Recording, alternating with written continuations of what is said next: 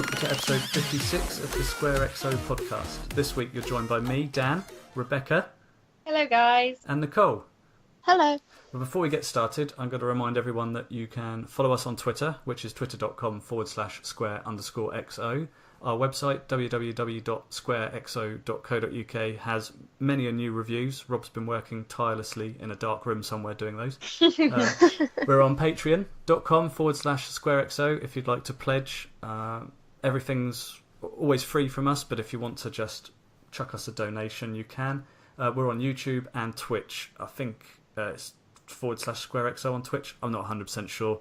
I think it is. But it's on our website, so if you go there, you can click all the links at the top of the page. So yeah, that's it. How is everyone this week? Feeling good. Good. Eating lots of chocolate? Oh yes. I haven't eaten chocolate in ages. I had like a whole bar of Galaxy What are in you the week. doing? That's Big what on I had Sunday. yesterday's for. It was I Easter didn't- yesterday, yeah. mean, I had come on. cheesecake That's with not the strawberries same, on. is it? It's not the same. If you could have a choice of Easter egg, what would it be? Oh, don't do this. Oh, don't. Now I'm fantasizing about chocolate. Oh dear. No, I can't answer that Can't question. It hurts choose. too much. Okay, what Easter egg have you eaten, Rebecca?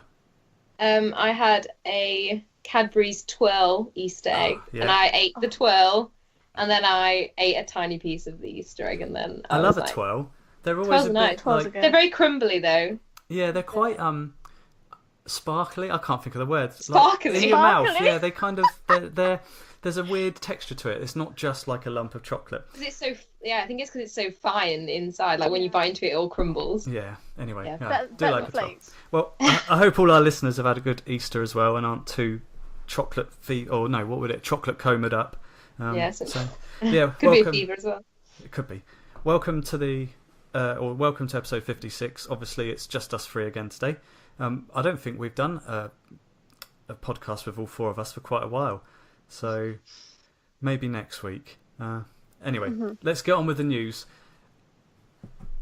So, there's been a couple of announcements this week where PlayStation exclusives are going across to Xbox. We won't talk about Xbox too long, but No Man's Sky and Hellblade are both getting ported to that system, which is great news if you're an owner of that console and not a PlayStation console. I don't know why you'd be listening to this if you don't own a PlayStation, but hey ho. Along with the port of No Man's Sky to Xbox, they are doing quite a big update as well. As Nicole pointed out to me just before we recorded, there's not a whole lot of detail at the moment, but again, it's great news that the game's evolving. It was my game of the year in 2016 to some hilarious tweets at me from people saying how wrong I was. And I've not actually played it since I got the platinum then, so I'd imagine it's a whole different universe now. It's quite intense now. Yeah. Have you been in, as it were, space since the updates or since Pathfinder and Atlas Rises? I have actually, yeah, because when I saw the Atlas one, obviously I was quite enticed by like the more kind of in-depth base building. Yeah. But I haven't played like a great deal because I know it sounds silly, but it's one of those games that I want to savor it. So I'm kind of dipping in and out intentionally because I'm always in awe when I play the game. You know, when you go from kind of space through a planet's atmosphere onto the planet itself. Like I love that whole vibe, and I'm kind of trying to savor it as long as I can. So I'm happy to dip in and out of it. And I think people are wrong for saying that you were wrong for having it as your game of the year because it's.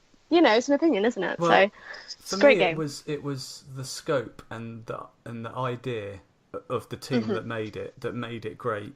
So not necessarily the game in itself, but just what it represented and what it stood for. Yeah. I think it was such a big idea and a huge goal for such a small team to create that the people that believed it to be kind of the best game ever from the off were always going to be a bit wrong.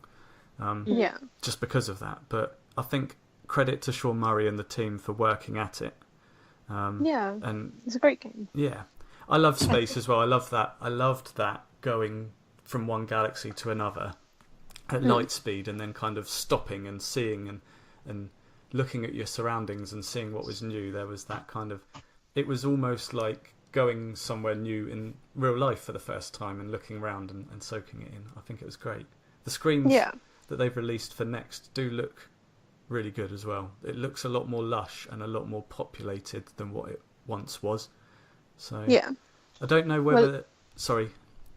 I was just going to say, is Rebecca going to try and jump back on the No Man's Sky hype train? Because I know she's not She particularly got fond of stuck it. underground, I didn't got she, or something? stuck. I'm still stuck. I definitely would go back into it. I think the thing that worries me is, does the game have a reputation now that it was such an unfinished product at the time of its release, and so many people didn't like it that it won't do very well on Xbox? Do you still think there'd be some people who think, but I heard awful things about it, I'm not going to try it? If I could get out of my, I don't know, out of the inside of the planet, I would definitely go back and try it again, but I'm really stuck. You can shoot, like, you can, basically, I got stuck underground, and I was there for, I kid you not, about an hour and a half, and I was going around, and these, like, creatures kept glitching out of the rocks to kill me, because obviously I got myself in this kind of confangled mess where I was just like, even the planet didn't want to abide by its natural laws, and but then I read up that apparently you can grenade the wall and you can actually shoot your way out of the planet.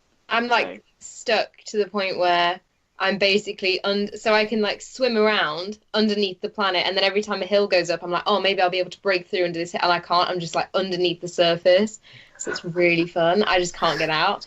Yeah, with the update, maybe it's worth starting. Maybe, again. Although someone told me that the reason I was stuck in the planet is because I didn't do the update, so right. It might be worth just trying to wipe everything and just going again. I've still got my copy there. I'm still there. I'm holding on to it just in case.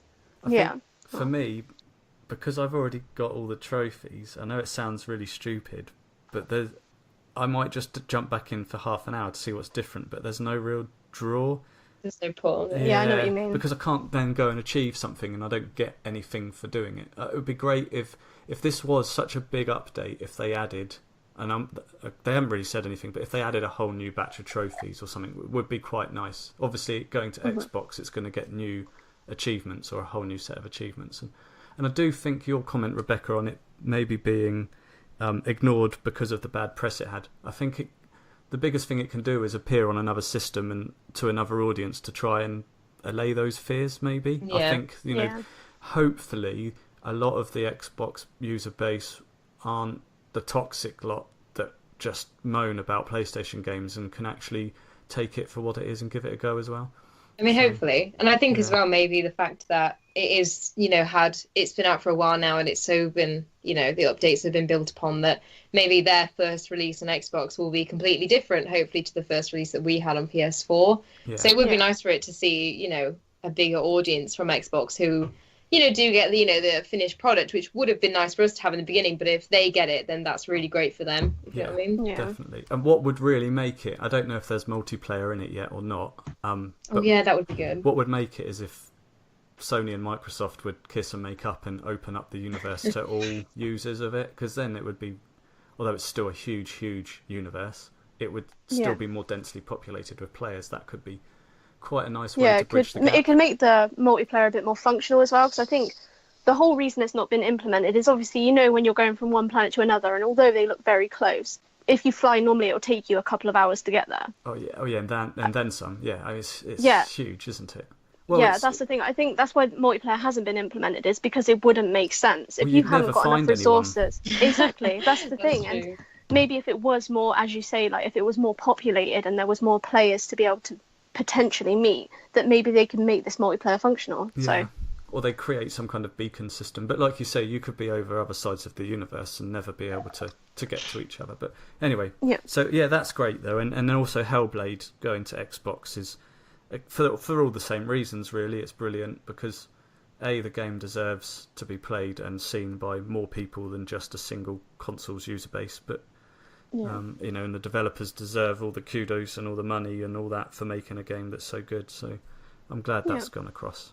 As a PlayStation fan and user, I don't begrudge the developers for reaching out and going across platforms. I think, if anything, it's the right thing to do because it means that they have more revenue to carry on creating games. Of course, yeah. So, anyway, that was a long bit of news. Next bit of news I'll do quickly because it kind of ties into an answer to one of the user questions later, and that is that the little-known game Aragami, which was a kind of stealth ninja game released a couple of years ago, is getting some additional content. So again, brilliant that they are carrying to work on a game that might have been overlooked by many, but the people that played it really enjoyed it. So that's that. The first piece of key art for the new Tomb Raider game was shown. I think it was pieced together over a number of days by Square. Doesn't really say very much about the game. I don't know if you guys have seen it or if you... Seen pictures, not actually. Pictures. Yeah. Yeah, that's all it is. It's just a still picture, I think, of Lara leaning against a rock or something like that. But kind of think it makes it real. You know, I think the game's coming and it looks maybe a bit darker. I don't know. She's got a massive knife, so yeah. Telltale announced that the final season of The Walking Dead is out at the end of the year. So that's exciting. for you, Rebecca. Yeah. I've not played any apart from I hate. Okay, so a bit of a side chat. I don't like calling series seasons because I'm English. So it annoys me on like BBC iPlayer and ITV Player that they're calling series seasons, and I find it really hard for my mouth to call The Walking Dead season 8 or whatever season 8. Yeah. That's just me. Sorry, side note. But yeah, so the newest season of The Walking Dead's announced. How did the last one end without too many spoilers? Do you think that? That this final one's going to be able to tie things up properly? I think so. I can't remember how it ended. I remember how it ended. Essentially, it ended sort of the same way that most of them end, with everybody just sort of going off. No. Yeah, I think that does happen. Most people just ended with Clementine just saying, right, I need to go off and I need to do something else now, which is what she's done at the end of pretty much every season, she said. So I think that it will be interesting. And I do also agree that it's probably time for it to come to a close. Me and definitely. Nicole are actually writing a joint piece about all 3 seasons and, you know, what we hope for the 4th one, which will be out sometime. A little collab project. Yeah.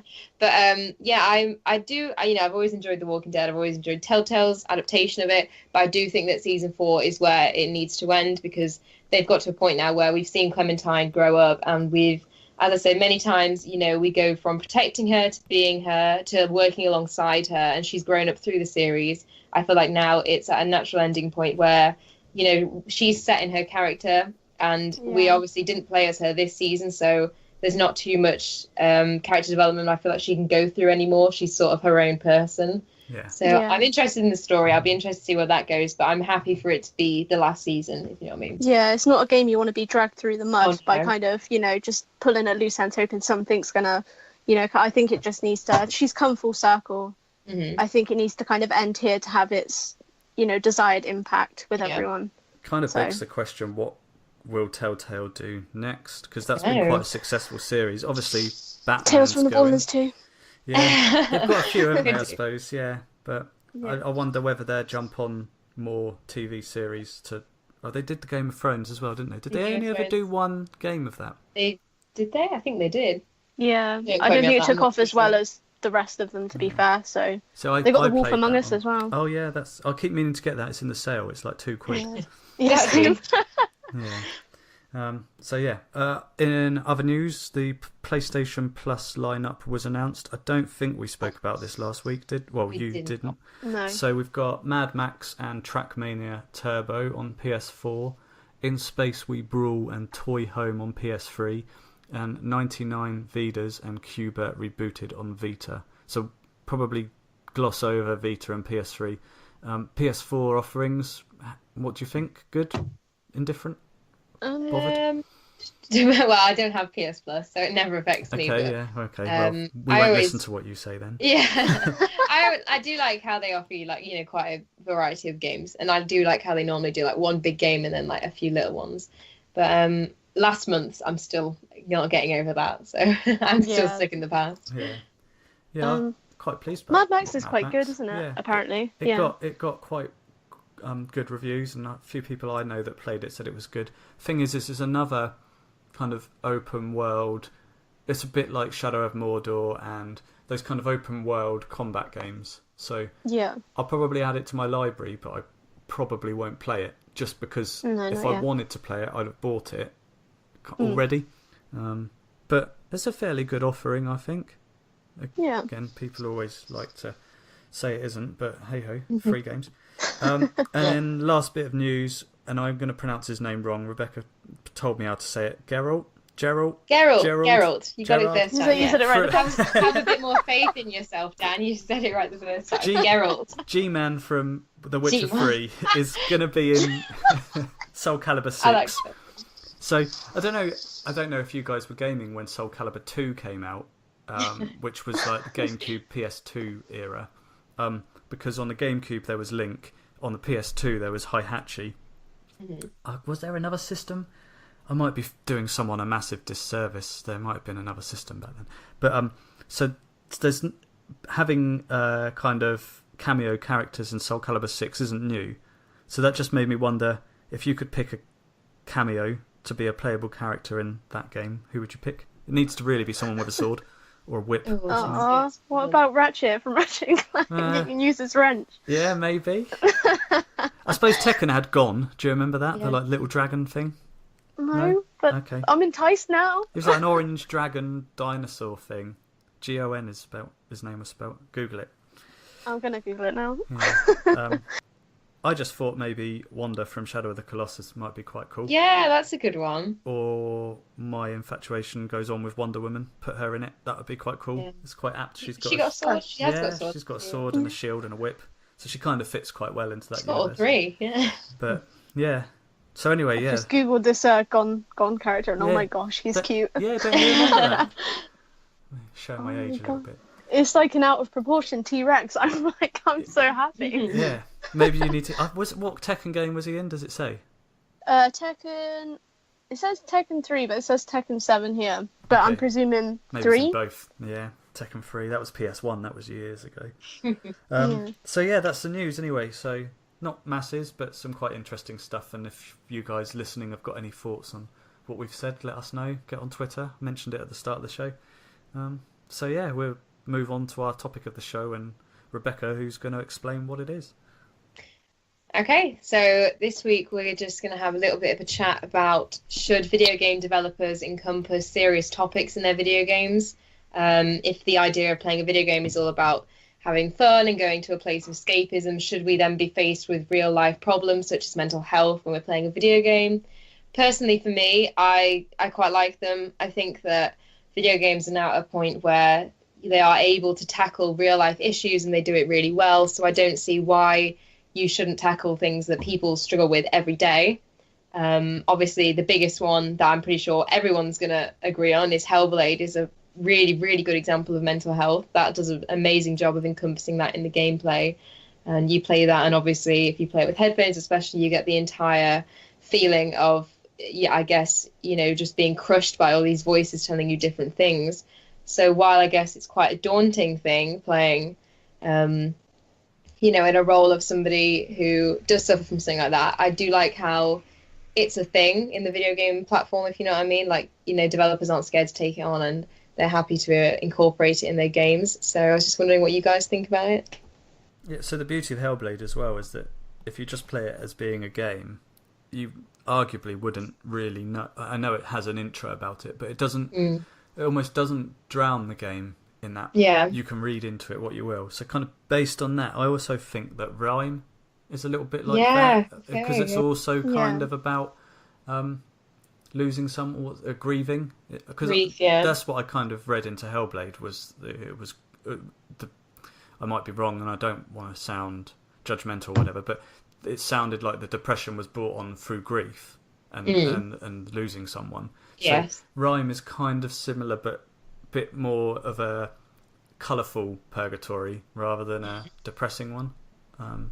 Hopefully that doesn't spoil it for too many people. I don't think it does. I think, but I think I like that way of doing it. I like the way of doing a game so it has a kind of double entendre, so that you don't really realise what it's about until you start looking into it. And then you're kind of like, oh yeah, actually that's really powerful and really clever. So I think as well, though, they're very clever with video game developers who do it like the way that Rhyme does it, very subtle, very in the background.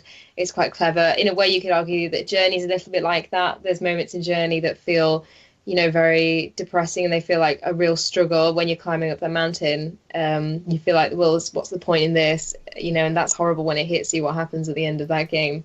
But I also quite like games such as, I guess, let me just try and think. So That Dragon Cancer, which obviously deals with cancer and a diagnosis and the journey through that. And then there's a game on Steam right now called Robin, which is about someone suffering from chronic fatigue syndrome. And you have to play through the game, and you have to decide what you're going to expend your limited energy on. So I think for people who are able-bodied, and the very few of us who are lucky to have no mental health issues, I think that being able to see through the eyes of someone who is incapacitated by a mental health issue or a chronic illness, I think it's quite a good way to just escape and realize that other people are suffering with things. And I like the way that video games do that in a way that's subtle, but it still hits the point home, if you know what I mean. Yeah. No, I personally, I really like the idea of it. Like in making a game relatable by covering these more kind of serious real life issues, you generate this means of immersion, and like the players like able to connect with the game on a more kind of personal level. It adds like depth and meaning, and in some respect, I kind of believe it'll give them the opportunity to be taken seriously by people that don't necessarily game and just kind of disregard games as just like meager amusement. It becomes something more. And obviously I know generically they are defined as something one engages in just for amusement, but to me, as much as I get enjoyment out of something light-hearted, I equally get that same enjoyment out of a game that is able to impact me. And obviously that's amplified when you incorporate these kind of serious topics. Like if you look at Firewatch, which obviously generally is it's a boring game in a way, because it's a it's a walking simulator. It doesn't have much in terms of action, does it? Yeah, no. And obviously right at the start they kind of they throw in this dialogue section it depicts the story of a man dealing with his wife's early onset dementia, and I just believe it becomes 10 times more effective as it would have been without that serious topic, because you think about it as well through the entire game. Yeah, it's not just at the beginning. That one. Yeah, it's like, as you say, I think games have just grown to a point where they're able to portray these topics so well and in such a real way that these games are just becoming more powerful because of it. I think it only adds to games, and when a game hits you with a serious topic, it's able to resonate with you and make you want to play it again and experience that again. So I can't see how it can be considered as anything other than a good thing, because I think, as well as just having a moment to be like, oh well, that's horrifying for people who do stuff with that. I think it brings quite a lot of awareness to people who don't know a lot about certain mental health issues. So for example, I spoke a bit about Robin, about the chronic fatigue one. Up until very recently didn't know what the hell chronic fatigue syndrome was. I actually know someone very close to me who has chronic fatigue syndrome, and playing that game and sort of understanding that you can't just, in this game, you've given all these things to do, but you can't go and do them all. So it might be like, go and wash the pots and go and iron your clothes. But if you do one, you can't do the other. And even though that's just a subtle, it's just, tasks around the house. If you think about someone actually having that illness and having to go, do I go out and see my friends today, or do I, rest so I can do something tomorrow? It really makes you think that even though it's a video game and it's fun and it's just a little bit of a section of someone else's life, it's like it's more meaningful, because you're like, wow, there really are people out there who have this, and it brings awareness to it as a whole. Yeah, well, that game they introduced a while ago. I don't know if it's actually been released yet. The one called Perception, about the girl that's blind. Oh, and she uses kind of echolocation in a way. Yes, I know. To make her way around this house, and I mean, equally as much as it kind of, kind of connects this game with a kind of very serious topic. It also it becomes a very fun, intense game, because obviously the gameplay I've seen of it is really quite scary. So games can tackle these serious topics but still be fun, which is a good thing as well. Yeah, because I was going to mention as well, again, Near Automata. Yeah. Cool. Automata, sorry, or whatever.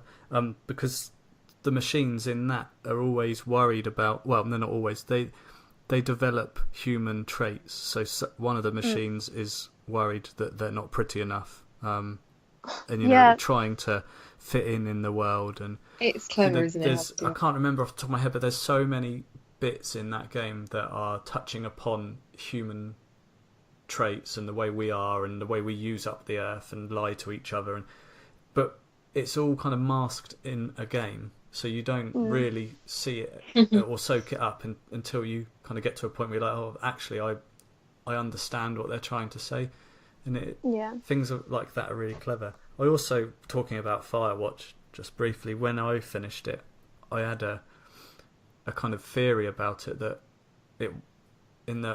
a lot of the things you do in it represent something different. So my theory was that the actual forest, again, was purgatory, a bit like Rhyme. So Henry actually dies in the mugging. The reason that Julia has dementia is because he's died and she's slowly forgetting him. So then he's stuck in the forest trying to get back to his wife, who is the other lady in the tower, so he never ever sees her. But that's true. So he's trying to find her. So you can read, you can like really read into it. It might have nothing to do with it at all, but I think that's what's great. If you've got a bit of a creative mind and want to explore some of these things deeper, you can. I think it's really interesting. This is what happened with Up. Like, you guys have seen Up, yeah? Oh, yeah. Yeah, and you know the theory that he's, like, dead and it's, like, him going to heaven and stuff. And, like, literally I read that and I was just, like, bawling. There's like, a load of theories about Disney films, though, aren't there, where they actually represent things a lot darker than what they really are. Which, to be fair, they probably do. Speaking, as a creative, what you visualize as a design or a poster or something doesn't always come from what you set out to start making, because you create something from your experience. So or through what you're reading about or exposed to in the world. So if you're going through hard times and then you go to create a piece of art or something, you're influenced by those things. So it wouldn't surprise me if some of the filmmakers that create the Disney films are basing true life emotions on what those films were at the time. Especially because back in the animation days, they could mask those adult themes with comic visuals and people would never know any difference. It's a bit like the ultraviolet Tom and Jerry cartoons that you wouldn't really get away with if they were real life. And but that's a bit off topic. But I think it's great that video games are starting to grow up in that sense, though, and starting to explore more.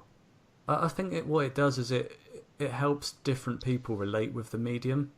So it's not just a geek in his bedroom or her bedroom playing a game anymore. You can relate to the characters. You look at The Last of Us and some of the themes that touches upon about the value of human life and how to care for each other and things like that, or what would happen in an apocalypse. It's all kind of relevant, because if it were to happen, would that happen?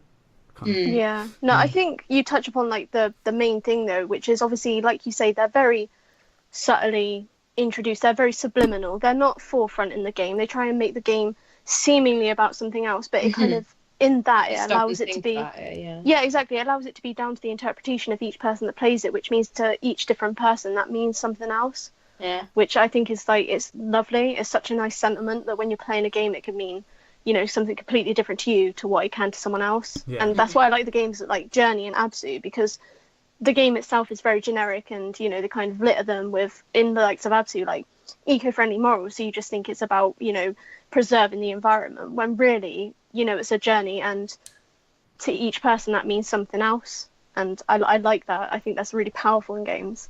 I mean, I don't see anything wrong with it. I think if it's a thing that happens in life, video games depict almost everything that happens in life, as well as things that haven't happened in life, such as the apocalypse and stuff. So I think why not make it a center of a video game, if you know what I mean? Like, it happens all the time. So if you can make a video game that's out there and it's about being on the moon or fighting monsters, why can't you do something that's a visual depiction of what hundreds and thousands of people struggle with all the time?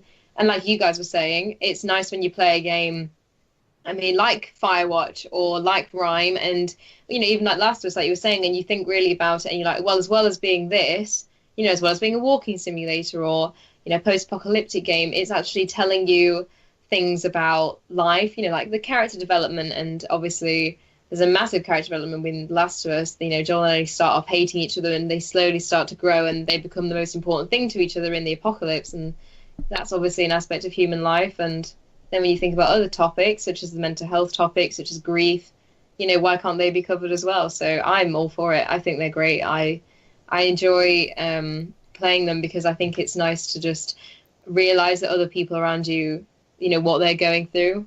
So if video games can't depict that, I don't really know. You know what I mean? Well, films do it, don't they? And Of course books they do. it. So I think as part of the video game art form growing up, it needs to start touching upon the more or different things, I suppose, edging into different areas, and by creating more thought-provoking titles or making people think, I think it's an important development cycle to go through, because as well as the industry growing in a kind of graphical power, it needs to grow in terms of what it offers us as individuals. And I suppose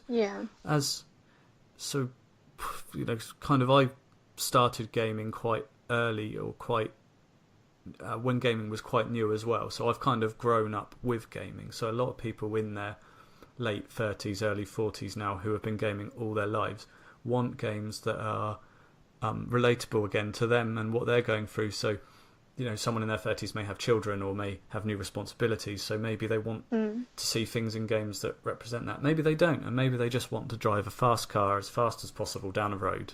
But it's having that choice of being able to pick and choose what you do and learn about different things as you do it. So yeah, interesting. It'd be great, again, if you're listening and you've got access to Twitter, or you can jump on the internet and send us an email through the website.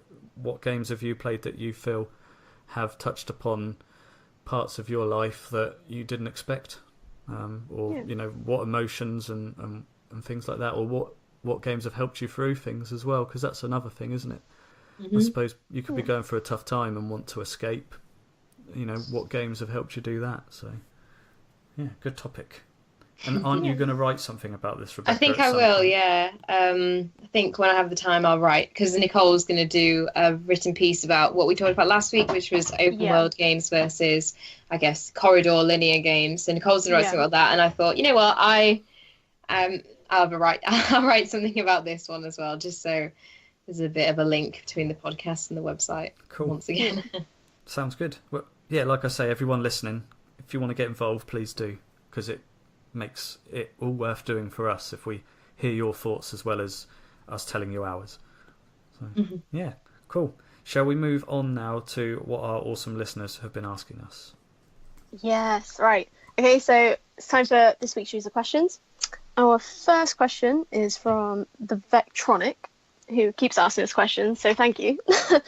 But he asks what our favourite April Fool's prank was this year, which I presume he means like the gaming related ones, because obviously around this time of year, like game developers like tease people unnecessarily. I think Rob tried to tease everyone. But yeah, I really like the Pokemon Go 8-bit one that they did, where they just made all the kind of all the Pokemon in your in your collection, they're all kind of turned 8-bit. I really like that, because I like the Pokemon. Is it sprites? I want to say sprites, but yeah, cool. Right. Yeah, I really like that. I thought that was a really nifty little thing they did. I don't think I actually saw any, No. I wasn't in at all yesterday. I did think the event I went to yesterday was called, we went to Insomnia yesterday, and for a very long time I did think that it was a massive April Fool's prank, and I was going to get there and it would be boarded up and closed, but it wasn't. So. Yeah, I didn't see any either. So other than Rob's box art for Mass Effect, so I'll say that, which he seemed to get a few people excited about. He got me excited because I always wanted to play the rest of them. I think I was showing people at work, like, oh look, this just got announced. Yeah. And then I got home and I checked the emails, because he said we got sent the email. I was like, well, where is it? And I was like, hang on a second. Oh dear. No, I think Square Enix did one as well. I can't remember. I think it was like Final Fantasy Go, maybe. Oh yeah, they did do something like that. Yeah, they just but I like it when it gets to that time of year and the devs start doing that, because I bet someone did something about a Spyro trilogy being announced, and I the bet Spyro fan base was like in uproar. Guys, plot twist to the podcast. I need to step away for 2 seconds, so I'm going to leave you to just do user questions for a minute. Yeah, no worries. I'll be back. Sorry. Carry on. That's all right. In light of that, I will bring you to the question primarily asked for you, Rebecca. Yeah. So, Dave_Caller asks, should I buy Far Cry 5? And yeah, I'll hand it over to you. Go. Okay, short answer, yes. Long answer, I will discuss now. And then longer answer, I will discuss in what we've been playing and my review's going up tomorrow. But I think the thing with Far Cry is a lot of people, they think that, they're getting the same game. And obviously it does very heavily rely on the same formula. Every game has its set ways. You have to go through the world. You have to liberate outposts. Some games you have to go through the towers to map out the area. Thank God that does not exist in Far Cry 5. You do not have to do that. I just like the fact in this one that it's so much more immersive. I think every time they make an open world game, the Ubisoft guys, they think, how can we make this a little bit deeper, a little bit more interactive, and they've done a really good job at that. I mean, you can walk around and you'll see literally live events going on. There'll be like animals fighting each other. There'll be cultists fighting against the resistance. I think I was driving down one of the roads and there was a guy fishing, and I was like, that's cool that he's doing that. But yeah, obviously I did have some criticisms, but like I said, I'll talk about it a bit more in my what we've been playing section and in my review tomorrow. But mostly very positive experience, and something that I think people who are interested in Far Cry should get. It's very, very good. In my opinion, it's better than 4. Not as good as 3. It's probably on par with 3, maybe just a little bit lower than 3. But yeah, I think it's interesting too that they decided to make it modern day America, because obviously all the previous ones have been really exotic locations and you felt really out of your life because you're like, well, I'm on this exotic island, so everything is going to be a lot harder to get. In this, they've really figured out that in America, so guns are everywhere. There's resources everywhere. There's cars everywhere. You can hire boats and planes. They're just at your back garden. So I like that as well. But honestly, yeah, it's a really good game. It's probably the first game. I think it is the first game of the year that I've pre-ordered and been really excited for. So I'm very happy that it's finally here.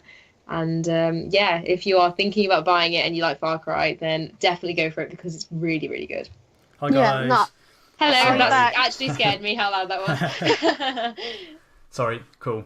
So that was Far Cry, was it? You're enjoying it? I love Far Cry, yeah. Literally, I've been waiting to hear your thoughts, and I will read your review tomorrow because I've actually been very swayed by this one. As like I've said before, I wasn't really keen on Far Cry 4, and it's kind of put me off. It put me off of getting Primal, and it's the same reason I didn't get Far Cry 5. And although it's quite a modern setting, and like you say, in kind of contrast with the exotic islands and strange kind of settings they've used in the past.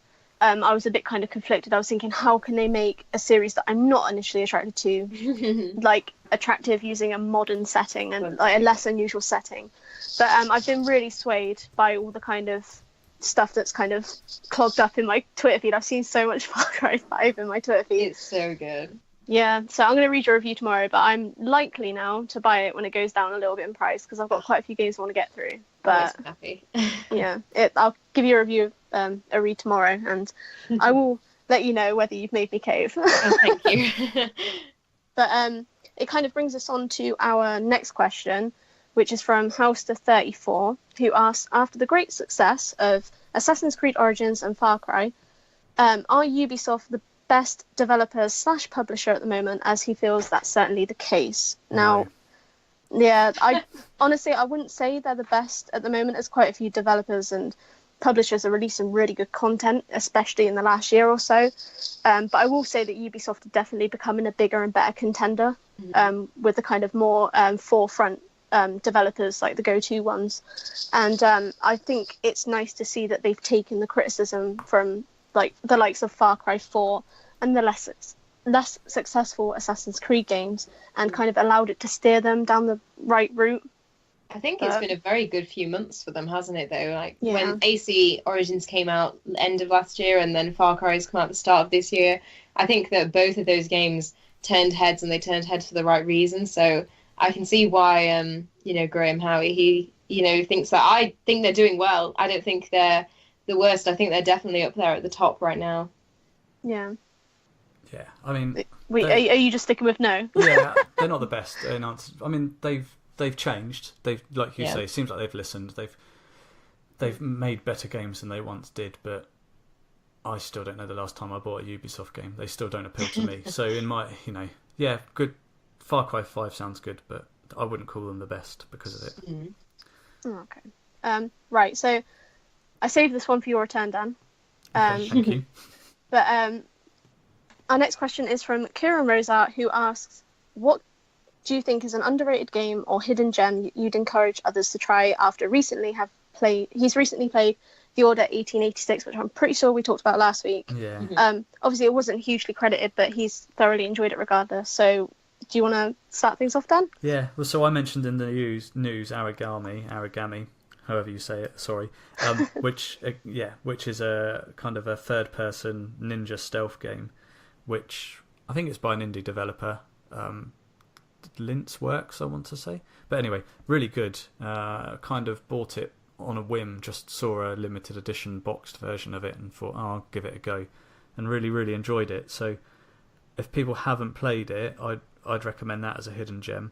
And I'd also recommend Cat Quest if people haven't played it. I think we've spoken about it many a time. I need to play it. Yeah, so that's another one that kind of, it's not a big AAA game, not many people are talking about it, but it's really, really good. So they'd be my tips for hidden gems. What about you, Rebecca? I want to employ you as well for this question, Nicole, because I think you're going to agree with me.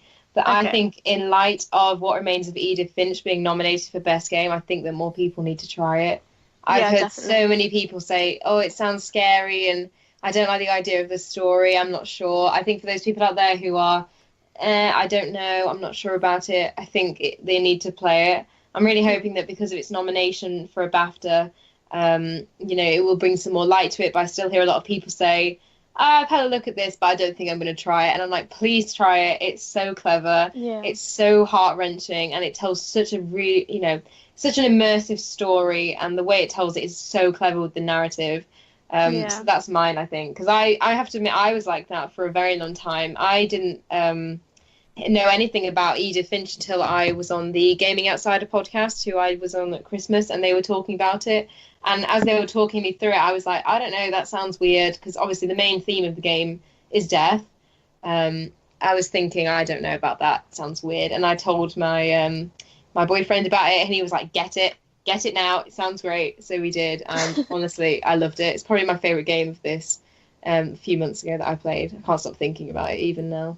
Yeah, no, I have to agree with you there. I mean, it's it's quite surreal, because I remember when I was younger, I'd go to my auntie's house, and she was quite, a wealthy woman, and she had this house, and although I'd be terrified to explore it in case, a ghost jumped around the corner. Yeah. Sorry to sound completely naive, but it was so scary to look around, but at the same time I wanted to explore it, and I think that is something that's quite well implemented in, Edith Finch, in respect to, the setting's quite creepy. You do feel unsettled at times, but you were completely spurred on by that narrative that is really well represented. And it's it's just an absolutely brilliant game. And for how it touched me emotionally, you just have to play it. It's a must play. So I have to agree with you there. I thought you would.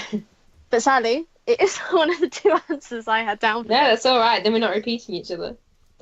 Right, so my first one is the Digimon Story Cyberstoo series, in just pure respect to the fact that I don't see nearly as many people thrilled about this as I am, because everyone's like, oh, I've looked at it, but I've not really wanted to play it. It is such a great game. It's reveling in great kind of JRPG elements, and it's overwhelmingly nostalgic. The story is absolutely phenomenal in both games, and there's really unpredictable plot twists.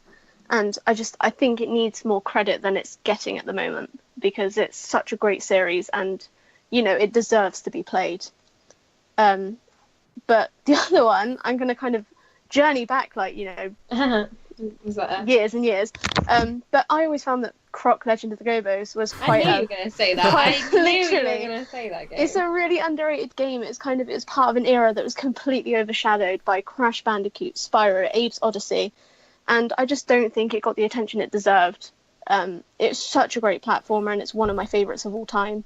And it's just, I just dig up a PS1 and play it because it's such a good game.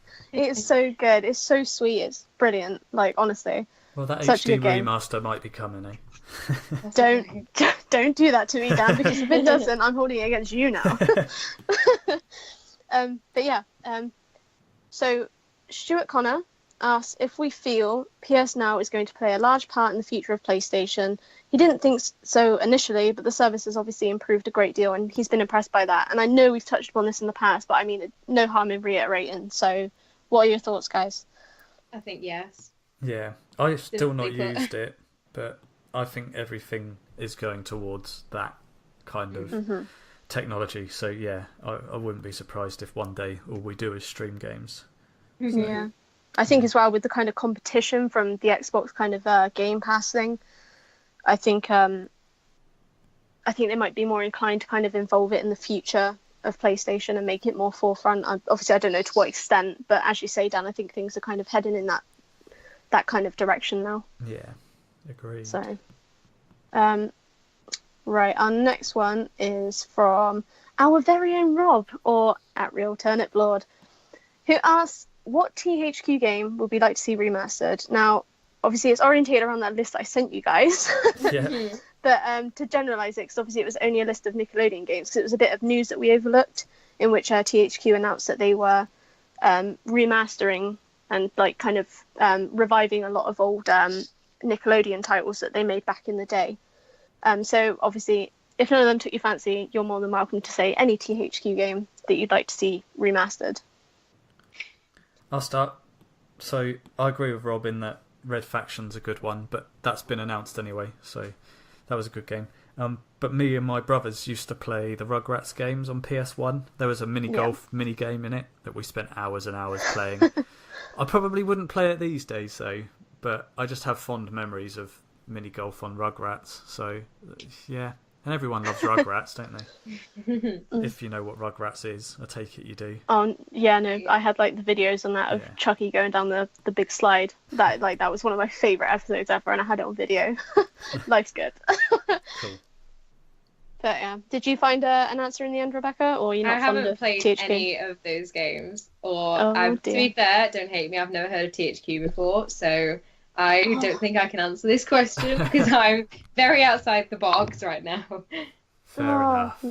Yeah, no, they did. There we go. It was mainly like they did quite a lot of Disney games, but the one that I personally love to see, come back to the limelight was one of the Jimmy Neutron games they did. I think they did a couple, but I remember when my mum used to get me the PlayStation magazine, where I literally unveiled so many games to myself. Like, if it wasn't for PlayStation magazine, I would not have ever discovered Ratchet and Clank. So thank you for everything. But yeah, I remember.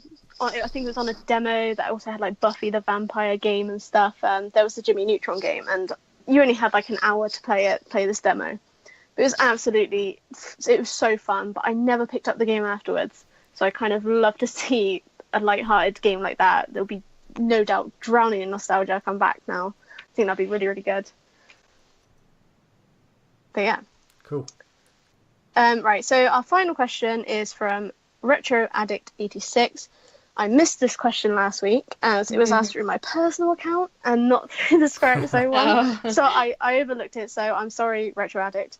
I know we've answered this question a million times and it's on our profile on the website, but as I said earlier, no harm to reiterate for new listeners, but he asks, what's our favourite game of all time? Now, let's start with Rebecca, because we know what her answer's going to be. Wouldn't it be funny if I just said something completely different? Yeah. If you did, I'd be very I was like, oh, it's discouraged Flappy right Bird. It's Bloodborne, obviously. now. Of course. Dan? So recently, The Last of Us, retro-wise, Link to the Past. That's as succinct as I can be. Yeah. That's good, I like that. And you?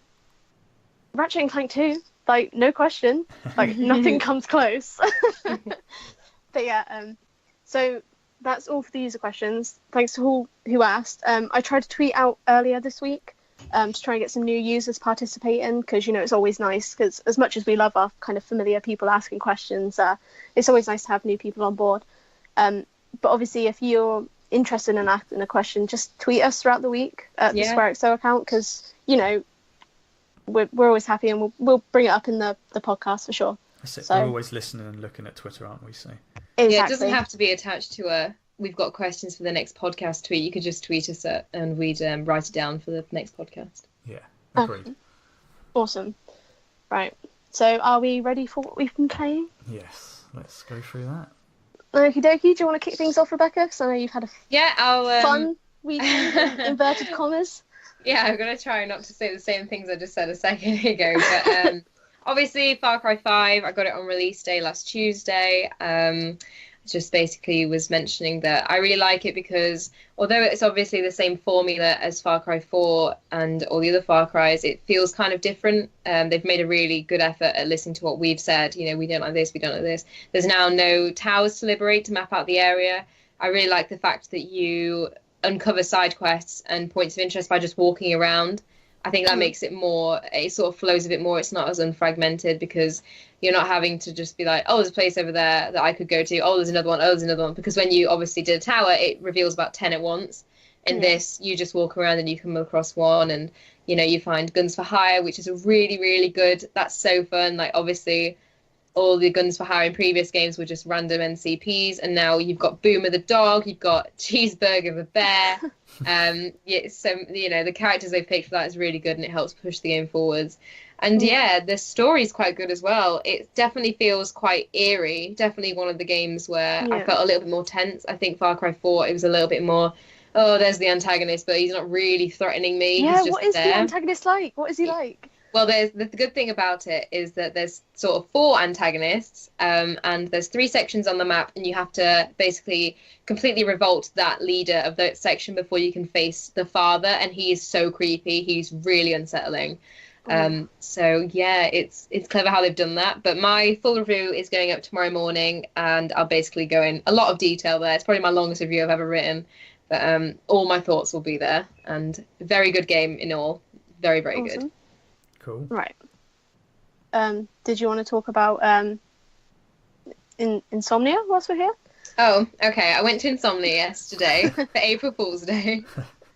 I've never been to Insomnia before, which I thought was interesting. Not as fleshed out as EGX, because obviously that's my only gaming experience convention I've ever had.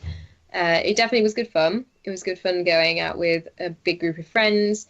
It was a lot on show. It was mostly PCs though and stuff. Lots of PC games, a few video games. But I think the problem for me is that I'd played all of them there.